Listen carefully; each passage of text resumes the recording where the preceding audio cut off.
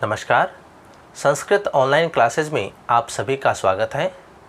आज की क्लास में जो हमारी चर्चा का विषय रहेगा वो है मनुस्मृति, जो कि हमारे बीए पार्ट फर्स्ट में पाठ्यक्रम में दिया हुआ है।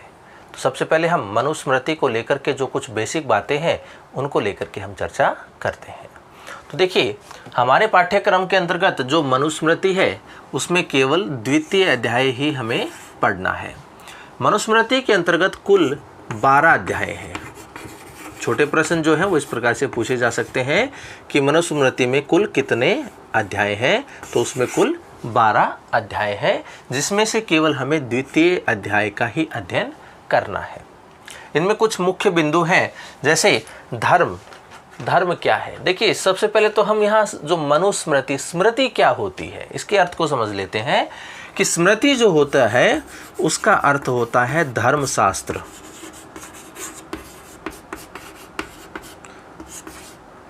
स्मृति जो है उसका अर्थ होता है धर्मशास्त्र, कि धर्म क्या होता है, नियम क्या होता है। तो यहाँ जो स्मृति है वो किसकी है? मनु की है। तो मनु के अनुसार धर्म क्या होता है, नियम क्या होते हैं, तो उसी का अध्ययन हम मनुस्मृति में करेंगे।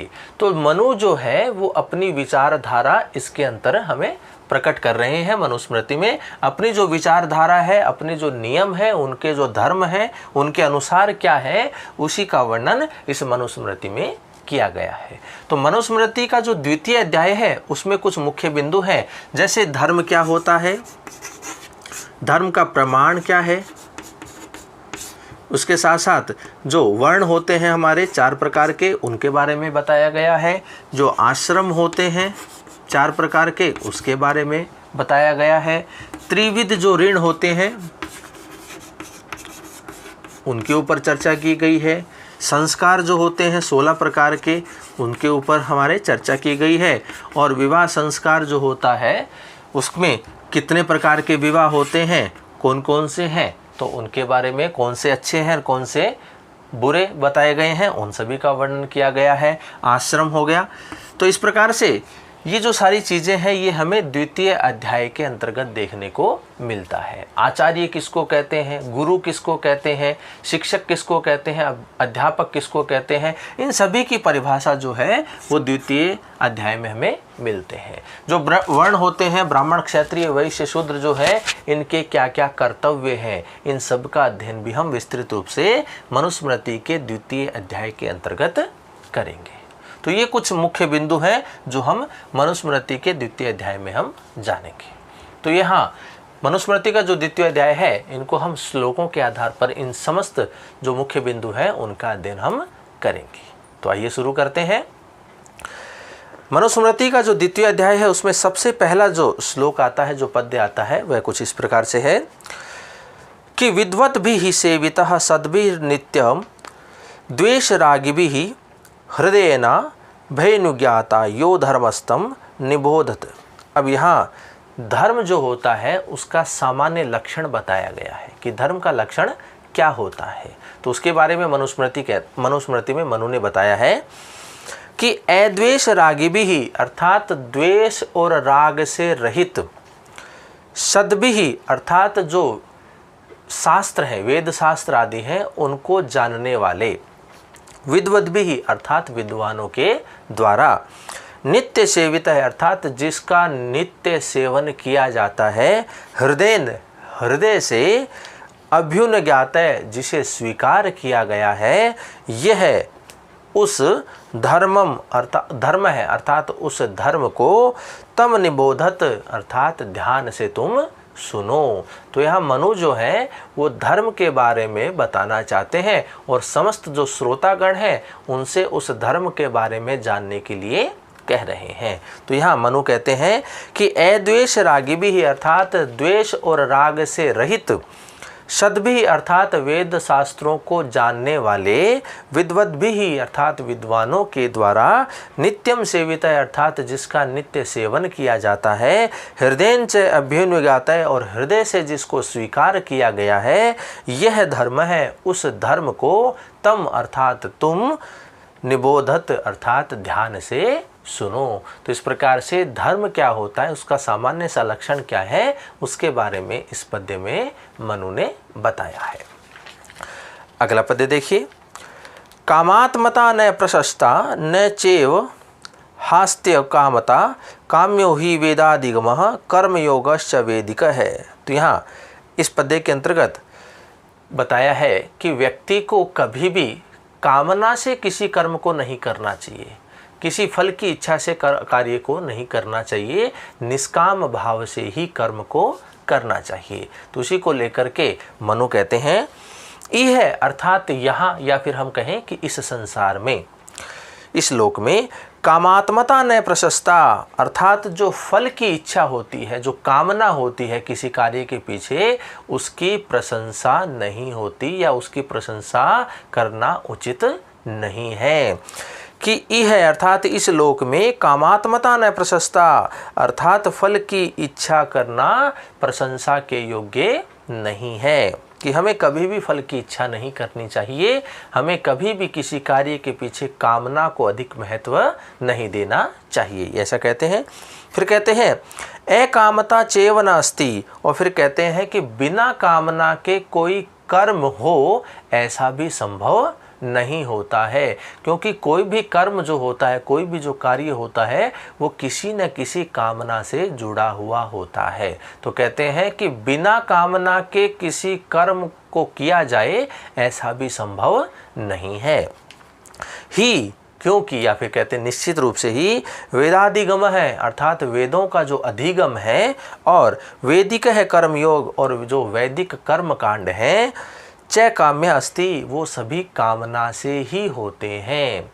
जो वेदों का अधिगम कराया जाता है और जो वैदिक कर्मकांड होते हैं वो सभी के सभी कामना पर आधारित होते हैं या कामना के द्वारा ही पूर्ण होते हैं। तो यहाँ मनु कहते हैं कि यह अर्थात इस संसार में कामात्मता न प्रशस्ता, कि फल की इच्छा को कभी भी प्रशंसा नहीं देनी चाहिए या फल की इच्छा कभी भी प्रशंसा के योग्य नहीं होती है।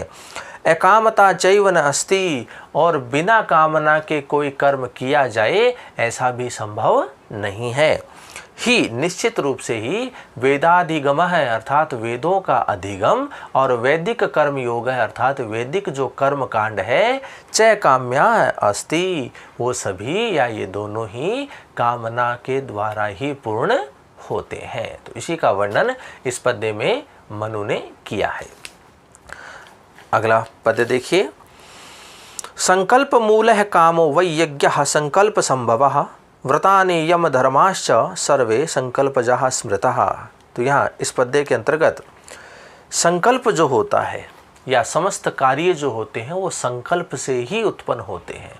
समस्त जो कर्म होते हैं वो संकल्प से ही उत्पन्न किए जाते हैं। तो इसी का वर्णन इस पद्य में किया गया है। तो देखिए, वही काम है, वही अर्थात वास्तव में, सचमुच में, निश्चित रूप से काम है संकल्प मूल है, कि कामना का जो मूल होता है, इच्छा का जो मूल होता है वह संकल्प होता है। संकल्प का मतलब जो इच्छा होती है किसी कार्य को करने की। संकल्प का अर्थ होता है कार्य करने की इच्छा जो मन में उत्पन्न हो, वही संकल्प होता है। अगर कोई हम कार्य को करेंगे तो हम उससे पहले मन में उसके बारे में विचार करते हैं, इसका मतलब हम उसके लिए संकल्प कर रहे होते हैं। तो समस्त जो कार्य होता है, समस्त जो कामना होती है, समस्त जो इच्छा होती है, उस समस्त सभी का मूल क्या होता है? संकल्प होता है। फिर कहते हैं यज्ञ संकल्प संभवा संति, और जो यज्ञ होते हैं वो संकल्प से ही संभव होते हैं।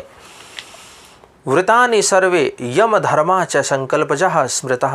व्रतानि अर्थात जो नियम होते हैं, सर्वे व्रतानि अर्थात समस्त जो व्रत होते हैं, समस्त जो नियम होते हैं, यम अर्थात जो अहिंसा है, सत्य आदि जो वचन है वो, और धर्माच और धर्म का आचरण, ये सभी क्या है? संकल्पजः स्मृतः, संकल्प से ही उत्पन्न कहे जाते हैं।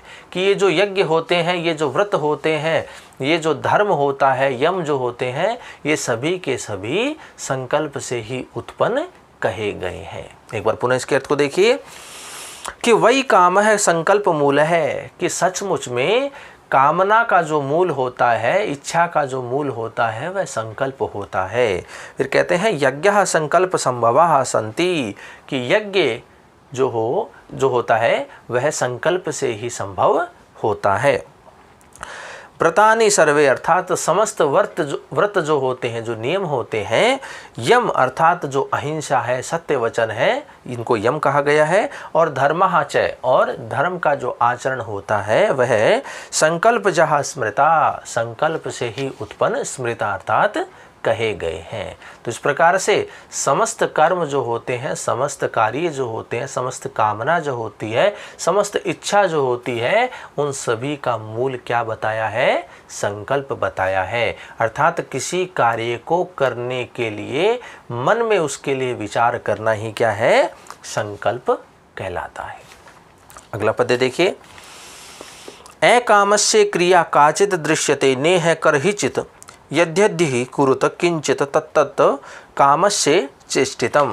तो यहाँ इस पद्य के अंतर्गत जो क्रिया की इच्छा तक न होती है उसके बारे में बताया गया है कि कोई भी प्राणी जो होता है, कोई भी मनुष्य जो होता है, वो बिना कर्म के नहीं रह सकता। वह कुछ भी कर रहा है, इसका मतलब वह कोई न कोई कर्म कर रहा है। तो इसी का वर्णन इस पद्य में किया गया है।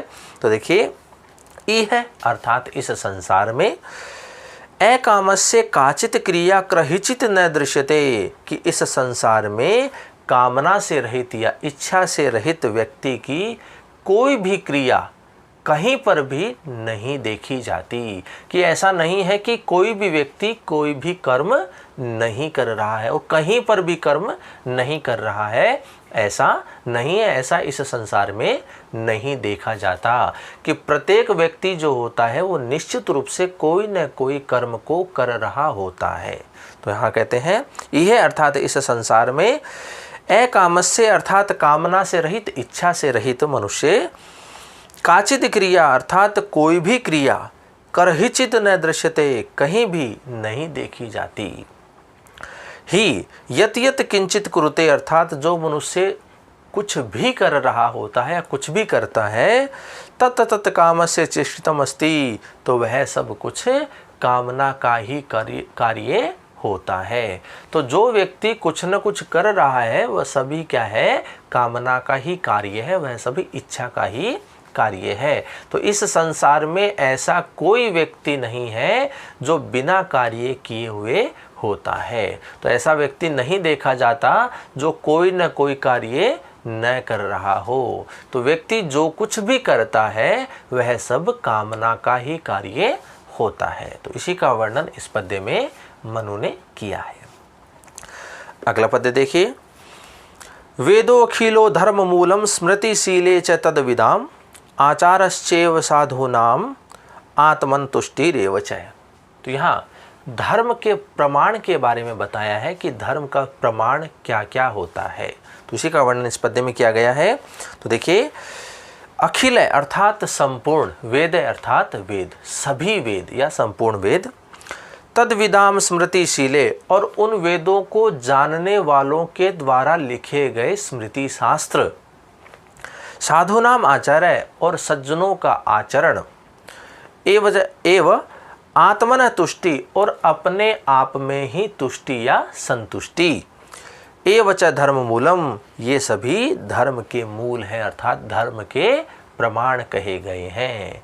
कि अखिल है वेद अर्थात संपूर्ण वेद, और तद्विदाम स्मृतिशीले च और उन वेद शास्त्रों को जानने वालों के द्वारा रचे गए स्मृति शास्त्र, साधुनाम आचार्य और सज्जनों का आचरण, आत्मन तुष्टि एव और अपने में ही संतुष्टि, ये सभी क्या है? धर्म मूलम, धर्म के मूल कहे गए हैं, धर्म के प्रमाण कहे गए हैं।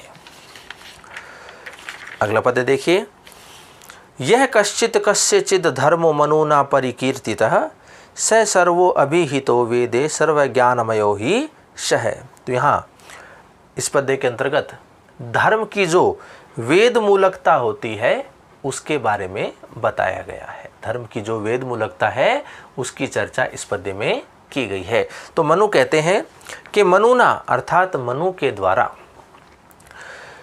कस्यचिद अर्थात जिस किसी के लिए यह कश्चित धर्म परिकीर्तित है, जो कोई भी धर्म कह दिया है या जो कोई भी धर्म बताया गया है, स सर्व वेदे अभिहितः, वो सभी वेद में अभिहित है अर्थात उसमें निहित है, वेदों में बताया हुआ है कि मनु के द्वारा जिस किसी के लिए जो कुछ धर्म बता दिया गया है वो समस्त बातें, वो समस्त धर्म वेदों में बताए गए हैं, उसमें निहित हैं ही, क्योंकि सह अर्थात वह मनु सर्व ज्ञानमय अर्थात वेदों के समस्त ज्ञान को जानने वाले हैं।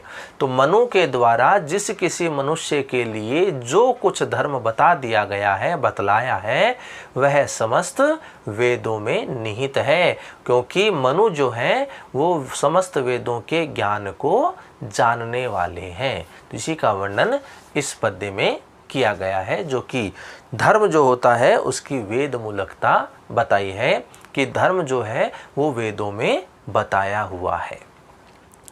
अगला पद्य देखिए, सर्वम तु संव्यक्षेदम निखिलम ज्ञान चक्षुषा श्रुति प्रमाणयतो विद्वान स्वधर्मे निविशेत वै। तो यहाँ इस पद्य के अंतर्गत धर्म का जो अनुष्ठान होता है उसका उपदेश दिया गया है, धर्मानुष्ठान का उपदेश इस पद्य में दिया गया है।